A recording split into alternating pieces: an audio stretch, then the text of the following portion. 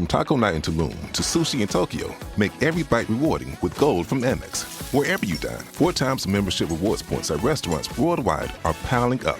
Learn more at americanexpress.com/explore-gold. Terms and points cap apply.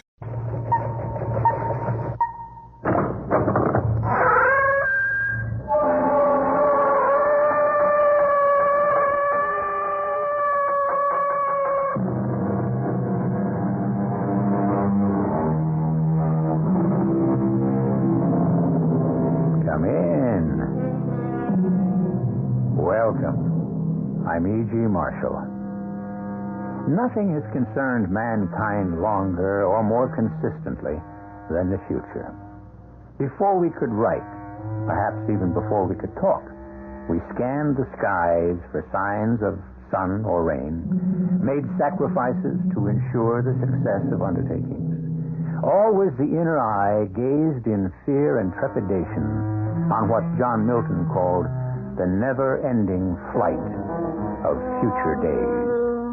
Always we have asked of no one in particular or of anyone, what will happen? Our mystery drama, The Clairvoyant, was written especially for the Mystery Theater by Elspeth Eric and stars Tammy Grimes. It is sponsored in part by Certainteed Fiberglass Attic Insulation and Buick Motor Division. I'll be back shortly with Act One.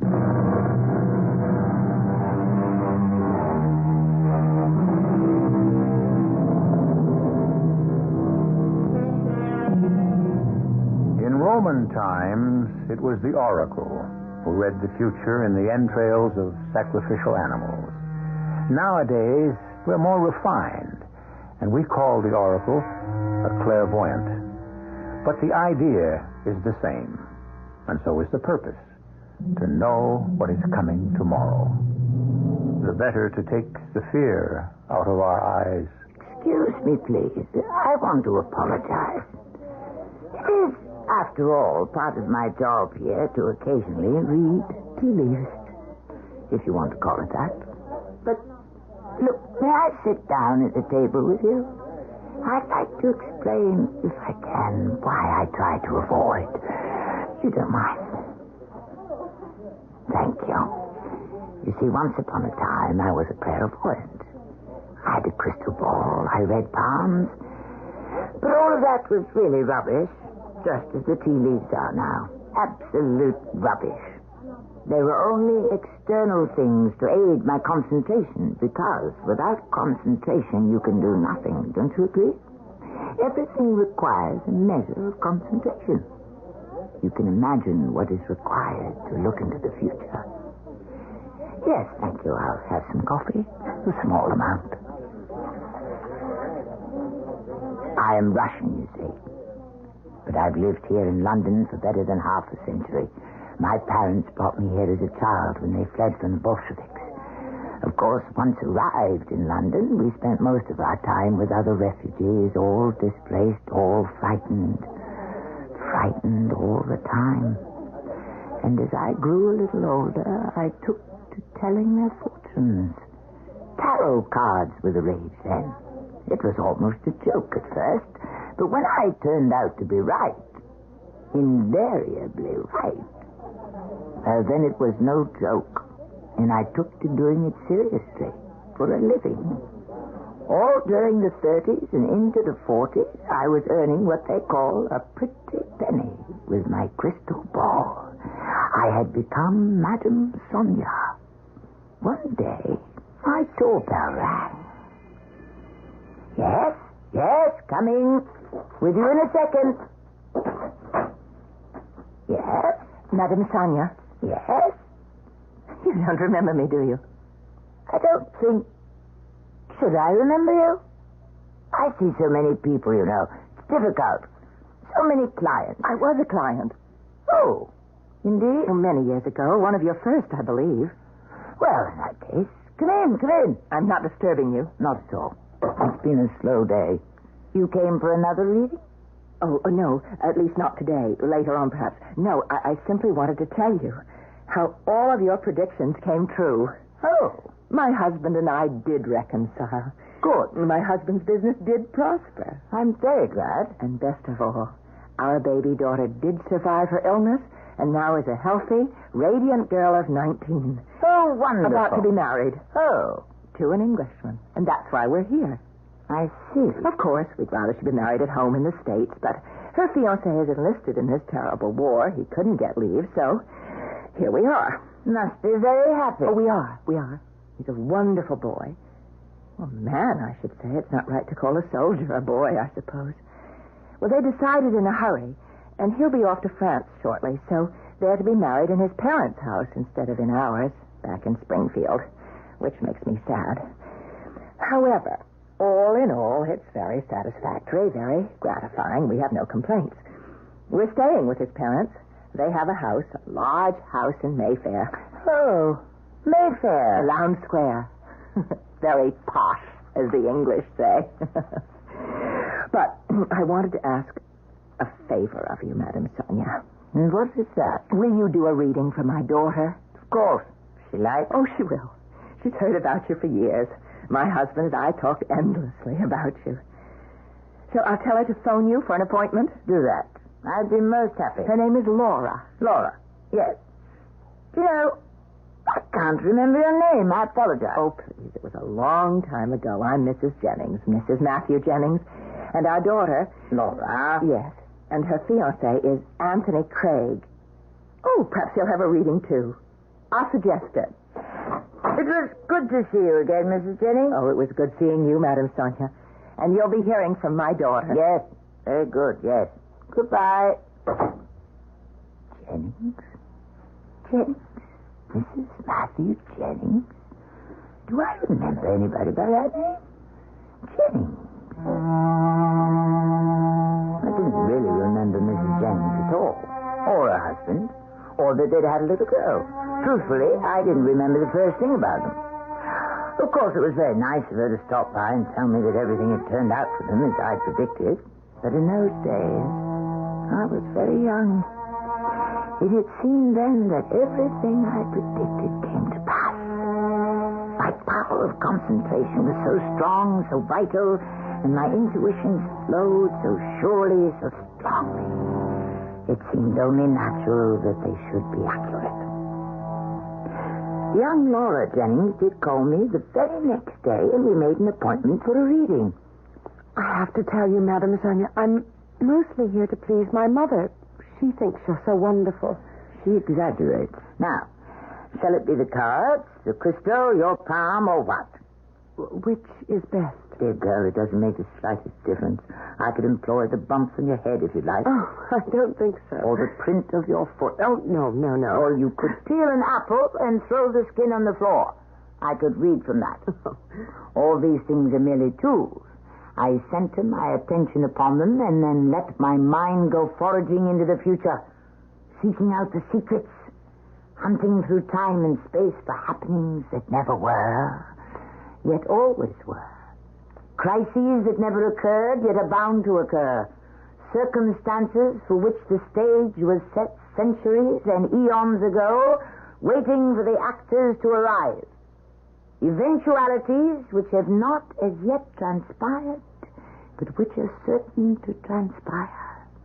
Fortuities conceived in the dark past, waiting to see the light. Such was my gift, you understand. Where it came from, I never knew, nor did I ever care. This I do know. There are gifts from God, or from nature, if you'd rather put it that way. Well, to get on with my story. I went into a deep trance. I believe that is what they call it. I myself have no use for these descriptive labels. I see green things growing. A little boy. A small boy with a light step. Stepping lightly. Is he dancing? A boy? I will have a boy. Hard to say, but I feel upon the air, upon the gentle air, I feel the breath of of love, of wonder and great joy. Oh, will it last? Oh, tell me, will it last? I feel it goes on. Yes, on and on. I see a little trouble. Not much, not too much at the beginning. But then it seems to go on and on. Further than I can see at this moment. It was the clearest intuition I had had up until that time.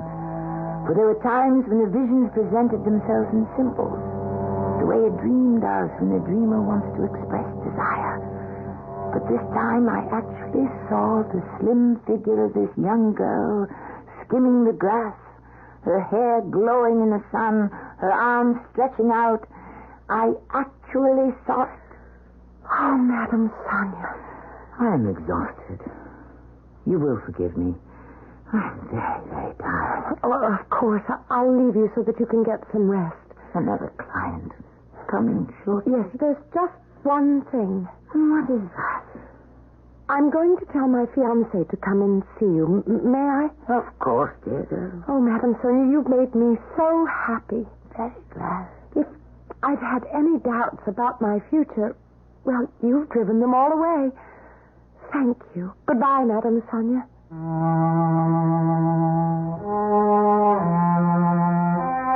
Such a lovely girl, this Laura Jennings. Such a bright future awaiting her.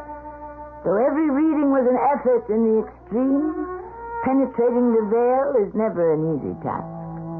My recovery from this one was rapid, and I was soon able to enjoy thinking back on it. A few days later, the telephone rang, and I was not surprised to discover who was calling.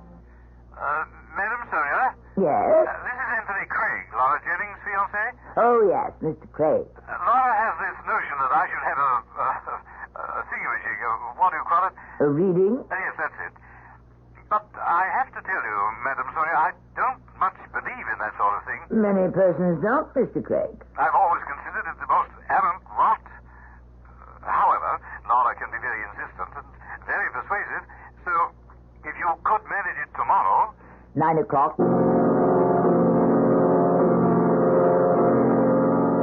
He arrived on the dot of 9. A most punctilious young man and most charming, most handsome.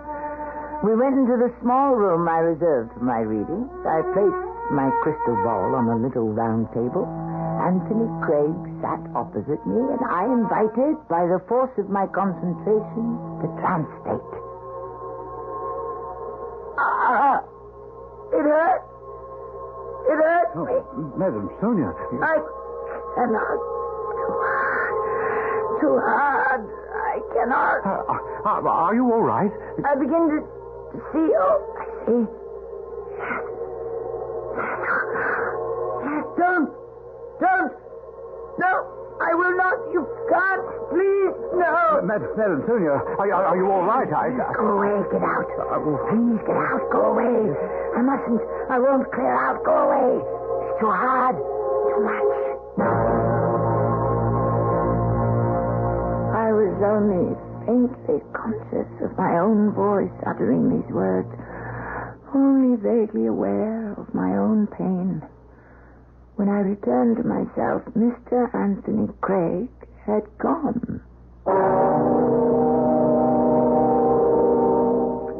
It was our own Henry Wadsworth Longfellow of a century gone by who wrote, "Look not mournfully into the past. It comes not back again. Wisely improve the present. It is thine. Go forth to meet the shadowy future without fear and with a manly heart." I shall be back shortly with Act 2.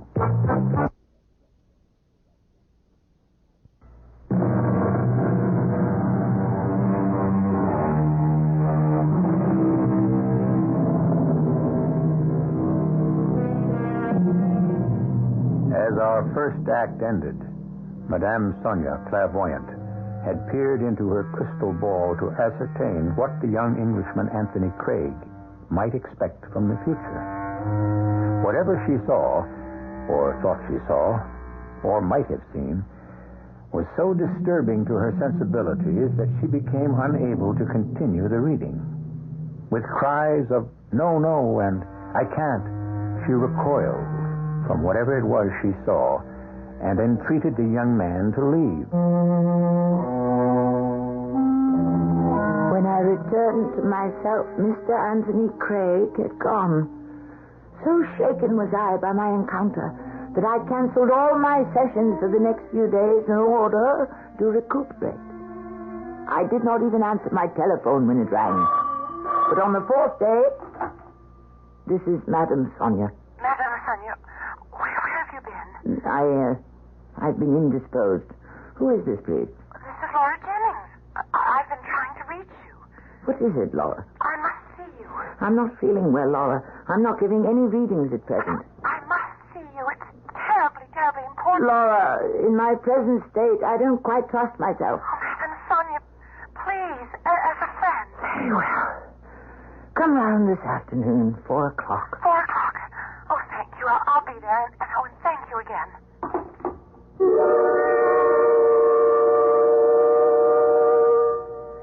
It's awfully selfish of me to force myself on you this way, but something's happened. Come into the parlor and sit down. You said that you haven't been well. You haven't been giving any readings. That is true. I didn't really come for a reading. I came for advice. Oh, I'm not in the profession of giving advice.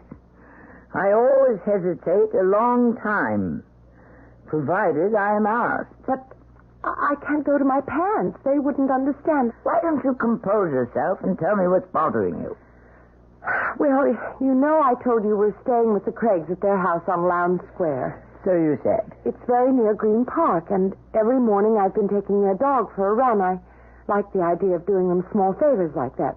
They've been so kind to me. You are about to become their daughter-in-law. Well, yes. And that's what I've come to ask your advice about. You see, I've met someone. A man. A new someone? A new man? It was pure accident.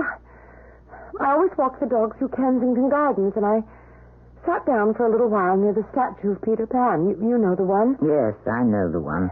Every day that I went there, a young man was sitting on a bench nearby, reading the newspaper. I always noticed him, but I never paid any attention to him until a few days ago. Oh, excuse me. Mm-hmm. What? You're an American, aren't you? How'd you guess? You're reading an American newspaper. Oh, well, aren't you clever? Not very, no. You're an American, too. Oh, you're not so clever. You can tell by my accent. I'm not only an American, I'm from the Middle West. Yeah, so am I. This is the Chicago Tribune. I have it sent to me. It's a day late, sometimes 2 days, but it smells like home. I love the smell of newspapers. Yeah, it's like a familiar face. It's very hard to get used to a new face, isn't it? Very. Still, I suppose it can be done. I suppose. I'd better take the dog back home. You're a dog? No. No, I didn't think so. How could you tell? Oh, it's a King Charles Spaniel. Not many Americans own King Charles Spaniel. Well, that's true. Of course, you could have bought him over here. Or maybe he belonged to your husband. I don't have a husband. You don't? Oh, but I'm going to have one. Any day now. Oh, you mean that? Look, I really have to take the dog on home. Will I see you tomorrow? Probably. Maybe. I don't know. I really have no idea. I didn't plan to go back, Madame Sonia. But no matter where I walked in Green Park, I always found myself sooner or later in Kensington Gardens near the statue of Peter Pan. Every day you get here later and later. I do? Why? Well, I don't know. Oh, yes, you do. You're trying not to come here. Aren't you? Well, aren't you? Tell the truth. Aren't you? Yes. Why? I don't know. Oh, you do know, but you don't want to say it. You love me. No. You love me and I love you. That's the truth. It can't be. It is. I won't believe it. You have to believe the truth. That's the whole point of being the truth. Once you see it, you have to believe it. I can't. You think you can't because it would mess up all your plans to marry, what's his name, this Englishman. Anthony. Yeah. Well, you don't actually have to marry him, do you? Everybody expects me to. Everybody expects you to. Now, is that a reason? Does everybody expect you to marry Anthony when you're in love with John? Is that your name, John? Mm-hmm. Mine's Laura. Okay. Laura, now that we've introduced ourselves, when are we going to get married?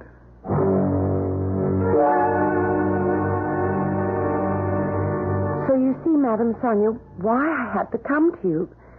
There's somebody else. Do you expect me to advise you on a thing like this? Oh, please, I'm so lost. I don't know what to do. You think you love this American? Yes. You no longer love Anthony Craig? Well, I don't know. Dear girl, what can I say? Except that you must follow your instincts in this matter. Go where your heart leads you. What more can I tell you? Nothing more. I'm sorry. Madame Sonia, do one other thing for me. Try to read my future again for me. Dear child, that's been done. But things have changed since then. Nothing's the same. I'm not the same. Oh, please. Please. She was so distressed. So appealing in her distress. I had become fond of the girl and had sympathy for her predicament. So weary as I was, shaken as was my faith in myself, once again I placed the crystal ball on the small round table, seated myself opposite to Laura, and invited the translate. Everything was the same as it had been before. I saw green things growing, spring melting into summer, a little boy dancing, love filling the soft air. All is before. And that is what I see in your future. Then it hasn't changed. I have told you what I saw. Oh, Madame Sonia, thank you. Thank you so much. And I do hope I haven't tired you. It was a pleasant reading, not like some I have endured. Well, you must get some rest now. Yes, rest. All sessions are fatiguing. I'll leave you then. Oh, thank you. Thank you so much. To tell you the truth, I had had quite enough of the Jennings family, and likewise the Craigs. I wished them well, and I wished that I might never have to see any of them again. When Laura left, I retired to my private chambers and was about to run a hot bath when my door chime sounded. I groaned in protest. Was I to have no peace at all? No chance to restore my strength, renew my psychic powers? Whoever was at that door did not mean to go away. I went to the door. Madam Sonia? Yes. I am Horatio Craig. You said Craig? Anthony's father. May I, come in? Why, yes, I suppose you may. I can't spare much time, I'm afraid. Please come into the parlor. I came to see you about my son. Oh, do sit down. He's been behaving rather oddly of late. Oh? In what way? Well, he seems abstracted, remote, as though his thoughts were far away.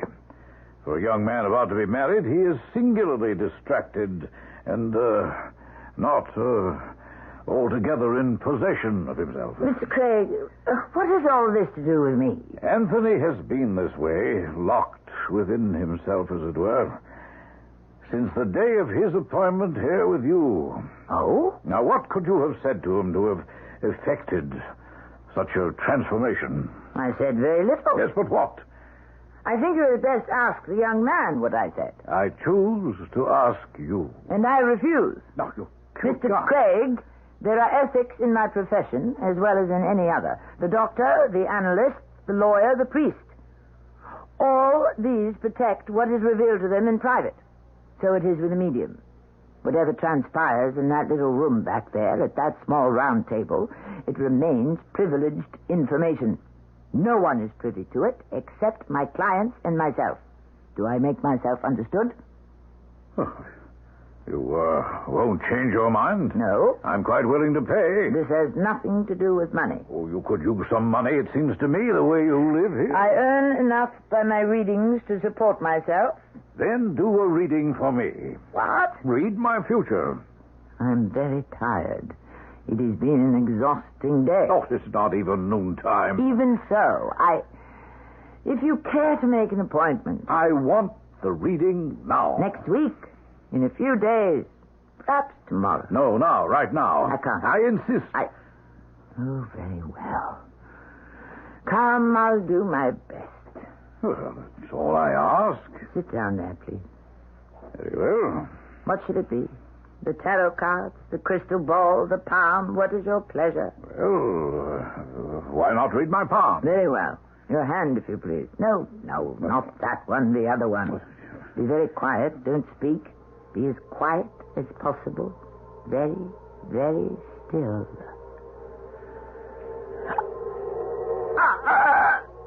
No, I cannot.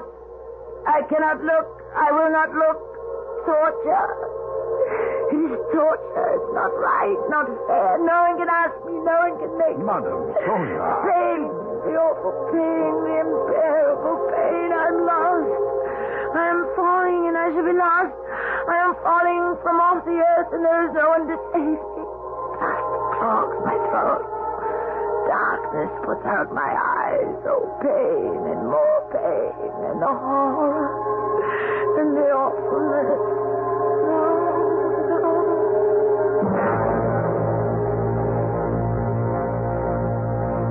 I suppose, as had happened before with his son, I fainted. When I was myself again, I was alone. Mr. Craig is gone.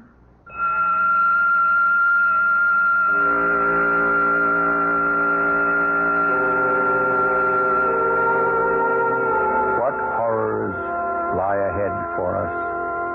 We do not know. We do not wish to know. We would rather stumble along blindly than know we are heading for disaster.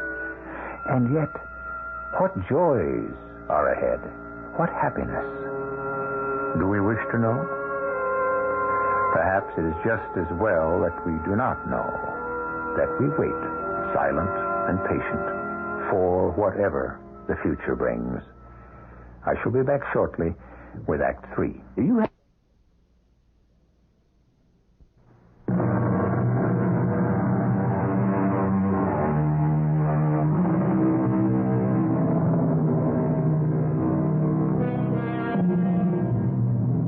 At the close of our last act, Madame Sonia had emerged from her trance to find herself alone. Horatio Craig had gone just as a few days previously his son, Anthony, had left, after her anguished denial of what she saw in the futures of each of them. It is now the following afternoon. Oh, no. Leave me alone, whoever you are. Leave me in peace. Oh, very well, very well.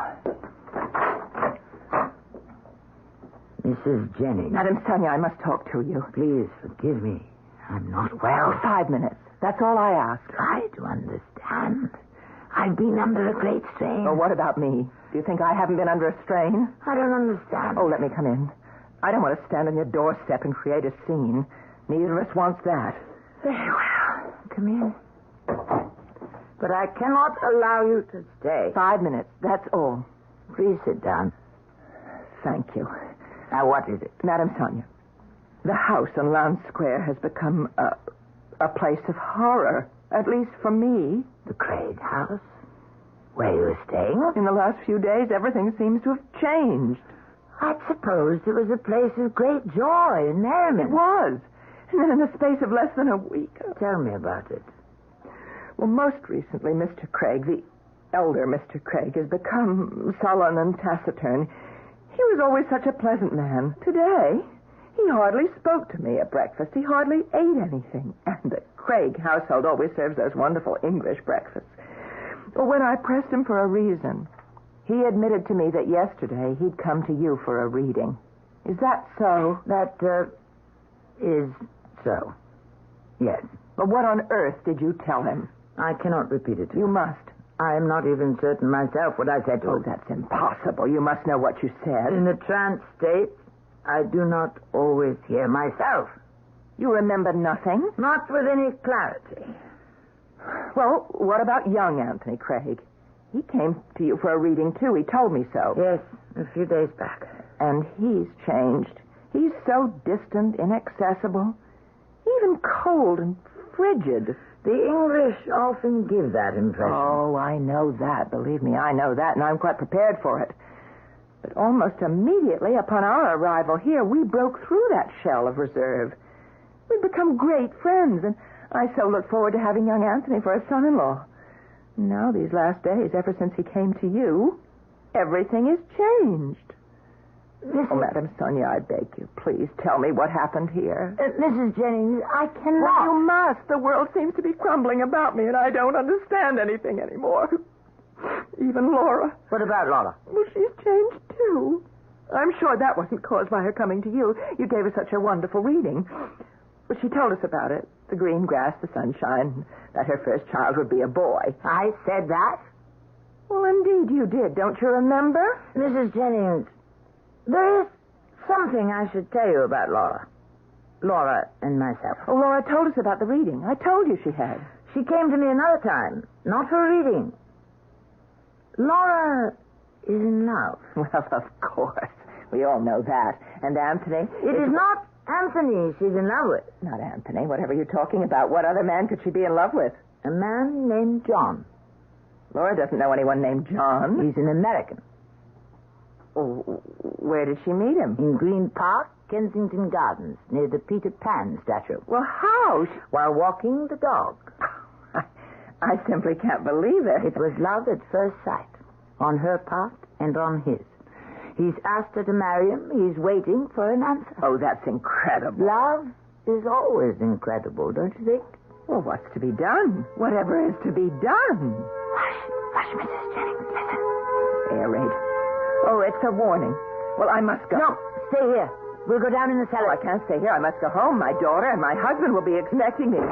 Mrs. Jennings, don't go. Stay here. I can't. Please, I beg you. Best get back into the house, Mum. That woman, she lives in Mayfair, Lowndes Square. Yeah, I'll have to ask you to go inside, Mum.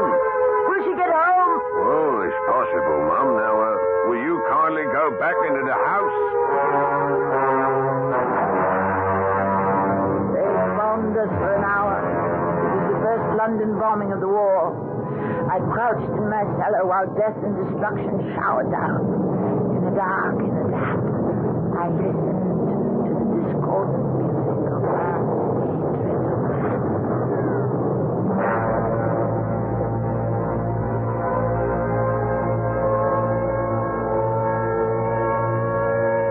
Even after the all clear had sounded, the noise of the bombing stayed in my brain. There was something familiar about it. Yet I had never heard a bomb drop before. Or had I? I threw on a coat and went out. Without thinking, I walked. Then I ran in the direction of Lowndes Square. When I reached it, I could hardly believe what I saw. Half a dozen houses had been completely demolished. Only the shells of chimneys still stood. Had one of these houses belonged to the Craigs? Had it sheltered them? And the Jennings family, too? Then I heard something. Tommy, hush up. Come along now. Come along with you. I turned sharply and saw a woman in a house dress leading a dog on a leash. Walk along now, my friend. Come with me. I beg your pardon. Yes, Mum.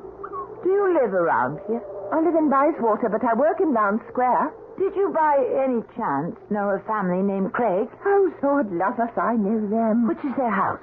That one. That was their house. Merciful heaven. Bombed out, complete. Terrible thing. Did you know the Craig family well? I worked for them time to time. Quite a lot of late. They were getting ready for a wedding in that very house. Did you know their house guests? The Jennings family. I knew them. Oh, yes, lovely people. Craigs, Jennings, all lovely people. Were they all killed? Well, they're still digging, of course. But it looks like all of them was killed, except maybe the girl. What about her? Well, she used to walk the Craig's dog for them, morning and afternoon. This dog, right here. A King Charles Spaniel. She told me. Well, this afternoon, for some reason, she started off with the dog as per usual. And then she saw me out in front of number 17 where I was doing some polishing, and she asked me would I be kind enough to keep the dog for her, as she had an appointment. What sort of appointment, did she say? Well, it wasn't for the wedding. Nothing to do with that, because she said she was going to the park, Green Park. She said generally she took the dog with her, but she said this time it's different, and she'd like to go alone. So I said I'd be happy to keep the dog for her, and she ran off. She never came back for the dog. And whether she went back into the Craig's house or not, I've no notion. Thank you. Thank you so much.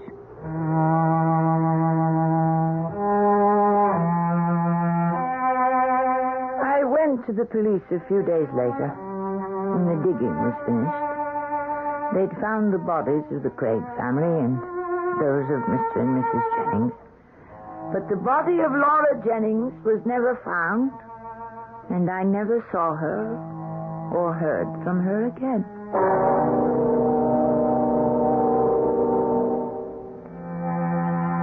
I lived through many bombings after that, through the whole siege of London. I came to know in actuality the dust and the dark and the horror, the screams of the injured, the weeping of the bereaved. All these things had come to me in deep trance as I tried to peer into the futures of the two Craig men. All had come true for them, even as I had seen it. As for young Laura, I do not know. One can only pray that she reached Green Park, met her young American friend, and that together they lived through the bombings, or somehow escaped to the States.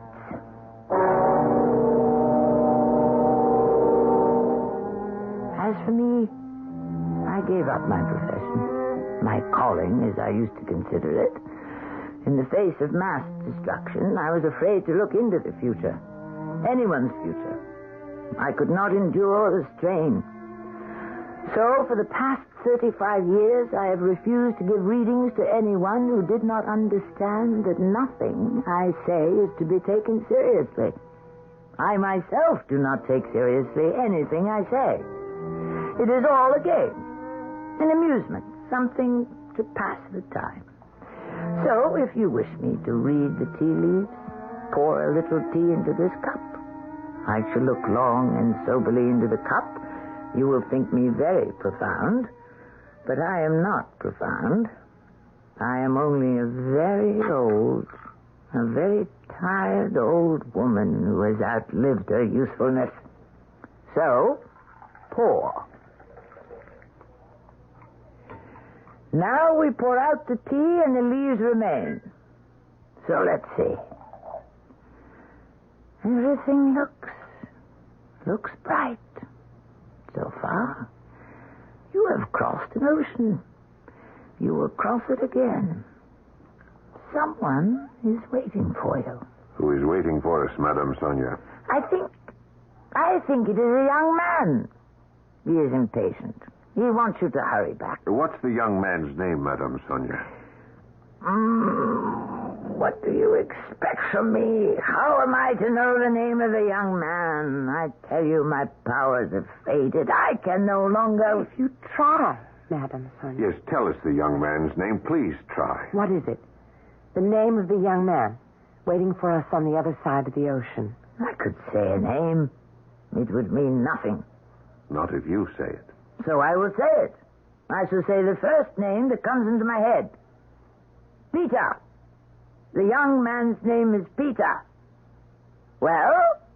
Incredible. Absolutely incredible. She knew. You mean I'm right? I guessed the young man's name. You didn't guess.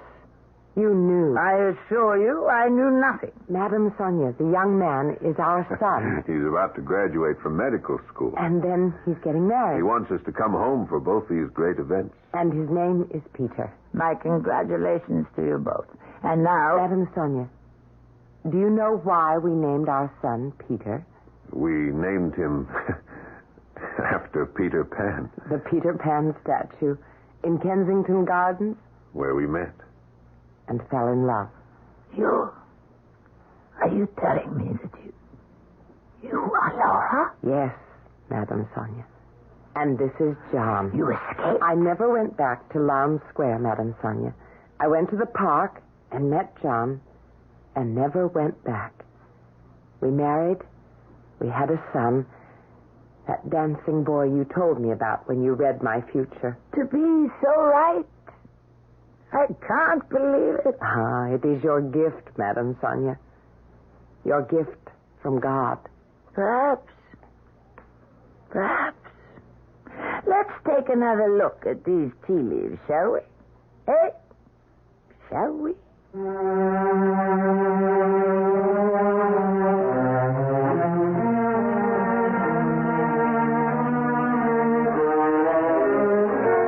Do you believe that there are persons who can project their imaginations so forcefully into the future as to detect what lies ahead? I have my own opinion, of course, but I shall not share it with you. You are absolutely free to believe or to disbelieve. That, after all, is what the occult is all about. I shall be back shortly. Our cast included Tammy Grimes, Marion Seldes, Patricia Elliott, Ian Martin, and Paul Hecht. The entire production was under the direction of Hyman Brown. Radio Mystery Theater was sponsored in part by Anheuser-Busch Incorporated, Brewers of Budweiser, and True Value Hardware Stores. This is E.G. Marshall inviting you to return to our Mystery Theater for another adventure in the macabre. Until next time, pleasant dreams.